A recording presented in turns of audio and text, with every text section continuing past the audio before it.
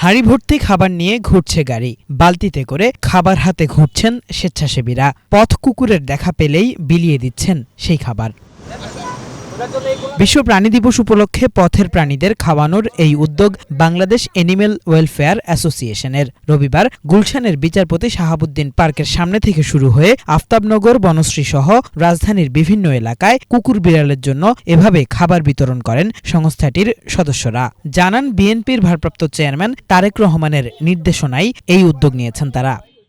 আমি সুদূর কুমিল্লা থেকে আসছি, শুধুমাত্র এই প্রাণীদের ভালোবেসে তারেক রহমান স্যারের নির্দেশনায় আজকে প্রাণীদের খাবারের যে বিষয়টা, সেটার জন্য মূলত আসছি, যে সাংগঠনিকভাবে কাজ করার সুযোগ পাইছি এত বড় প্ল্যাটফর্মে। অনেক সময় দেখতাম যে পথে একটা কুকুর বা বিড়াল আহত অবস্থায় আছে, অনেক কিছু চাইলেও করতে পারতাম না, বা অনেক সময় হতো কি যে ঠিক আছে তার চিকিৎসার প্রয়োজন, আমরা অনেক স্টেপ আমরা নিতে পারিনি।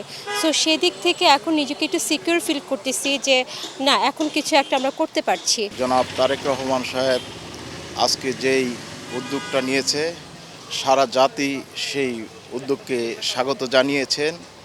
কারণ প্রাণী সবারই প্রাণ আছে, আমাদের মানুষের যেমন বেঁচে থাকার অধিকার আছে, সকল প্রাণীরও বেঁচে থাকার অধিকার আছে। আয়োজকরা বলছেন শুধু 1-2 দিন নয়, এখন কুকুরদের প্রজনন মৌসুম হওয়ায় এভাবে অন্তত 3 মাস খাবার বিতরণ করার উদ্যোগ নিয়েছেন তারা, যার মাধ্যমে প্রাণীদের সুস্বাস্থ্য নিশ্চিতের পাশাপাশি জনমনে সচেতনতা তৈরি হবে বলে মনে করেন তারা। আমরা প্রায় আজকে 250 কেজির উপরে খাবার নিয়ে খাবার প্রস্তুত করে ওদেরকে বিতরণ করা শুরু করেছি। আরও রান্না চলছে। ঢাকা শহরের আজকে সারাটা দিন যতটুকু দেওয়া যায়, আমাদের অনেক স্বেচ্ছাসেবকরা কাজ করছে।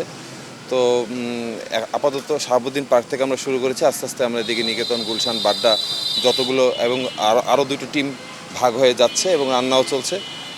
এবং আজকের পরবর্তী সময়ে এই ধারাটা পর্যায়ক্রমিকভাবে চালু রাখার জন্য আমরা আশা ব্যক্ত করছি। হয়তোবা 3 মাসের মতো আমরা এরকম করব, কারণ এই সিজনটা আসলে কুকুরদের প্রজননের সময়, এই সময় কিছু এক্সট্রা খাবার দাবার দরকার ওদের, তো এর জন্য এই ব্যবস্থা। রাস্তার পথকুকুর বা বিড়ালরা যখন খাদ্য গ্রহণ করবে বা সুষম খাদ্য পাবে, তারা কিন্তু মানুষের কাছ থেকে, আমরা যে অনেক সময় শুনি যে অনেক সময় কেড়ে নেয় বা আক্রমণ করে খাওয়ার জন্য, সেটা কিন্তু করবে না বা ধীরে ধীরে হ্রাস পাবে, যেহেতু আমাদের এই কার্যক্রম আগামী 3 মাস চলবে।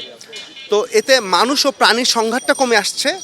এবং দ্বিতীয়ত, আমরা যে এইভাবে খাবার দিচ্ছি, এতে কিন্তু অন্য মানুষরাও দেখে অনুপ্রাণিত হবে এবং তাদের মধ্যেও সেই মমত্ববোধ জেগে ওঠার ব্যাপারটা কিন্তু একটা সুযোগ রয়েছে। আমরা সব কুকুরকে খাওয়াতে না পারলেও সব কুকুরকে খাওয়ানোর ব্যবস্থা যাতে বিভিন্ন অ্যাঙ্গেল থেকে হয়, সেই সচেতনতাটা আমরা তৈরি করতে পারবো। মানুষের মধ্যে যে সচেতনতা আসবে, একটা আগ্রহ তৈরি হবে, দেখা যাবে আরও অর্গানাইজেশন, আরও সংস্থা, আরও ব্যক্তি পর্যায়ে সেটাতে উদ্বুদ্ধ হবে এবং আস্তে আস্তে এই ব্যাপারটা আরও হবে, প্রসারিত হবে এবং এক সময় দেখা যাবে সব কুকুরেরাই নিরাপদে থাকবে, সব প্রাণীরাই নিরাপদে থাকবে। এটা স্টেপ বাই স্টেপ আমরা সেটুকু রিচ করবো সেখানে আর কি। এই কর্মসূচির অংশ হিসেবে সেন্ট মার্টিনে অভুক্ত প্রাণীদেরও খাবার দেওয়ার পরিকল্পনার কথা জানিয়েছে সংগঠনটি। জানান, খাবার দেওয়ার পাশাপাশি উদ্যোগ নেওয়া হবে কুকুরের জন্ম নিয়ন্ত্রণেও। খুব দ্রুতই আমরা ইয়েতে যাব, আপনার সেন্ট মার্টিন দ্বীপে যাব।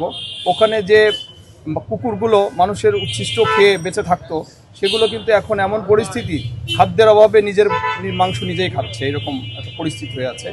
এবং ওখানে আমরা আরেকটা তথ্য পেয়েছি, কক্সবাজারে কিছু ঘোড়া অসুস্থ আছে, তাদেরও সুচিকিৎসা করবো। আমাদের চিকিৎসক আছে আমাদের পাশে, উনি আমাদের সাথে যাবেন, সম্মতি প্রকাশ করেছে। আমরা এই সমস্ত কাজ ছাড়াও সারা বাংলাদেশে ভবিষ্যতে আমরা যেন আমাদের সংগঠনের মাধ্যমে এসব পশুদের সেবা করতে পারি। ঢাকা শহর এর যে আয়তন, তার তুলনায় অনেক বেশি কুকুর ঢাকা শহরে রয়েছে। তো আমরা ঢাকা শহরের কুকুর যাতে যে যতটুকু থাকা দরকার ততটুকুই রাখা যায়, সেই জন্য আমরা কিন্তু স্প্রে নিউটারের ব্যবস্থাও করছি।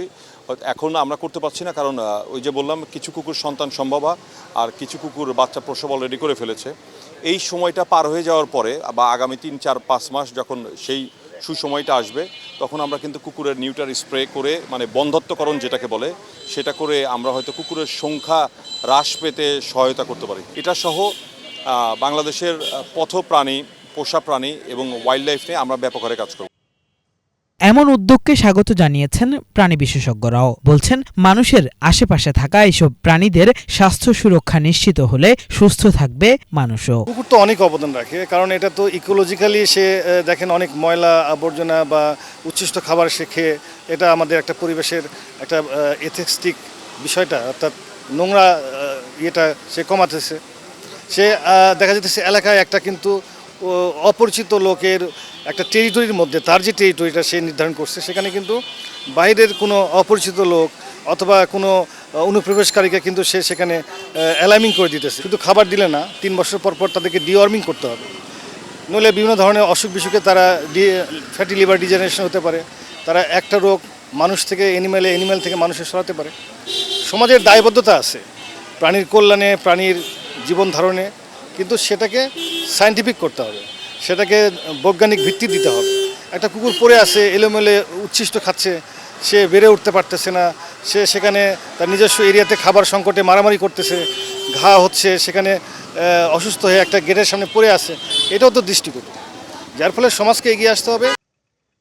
প্রাণীদের প্রতি সবাইকে মানবিক দৃষ্টিতে এগিয়ে আসারও আহ্বান জানান সংশ্লিষ্টরা। কিফায়েত শাকিল, বাংলা ভিশন, ঢাকা।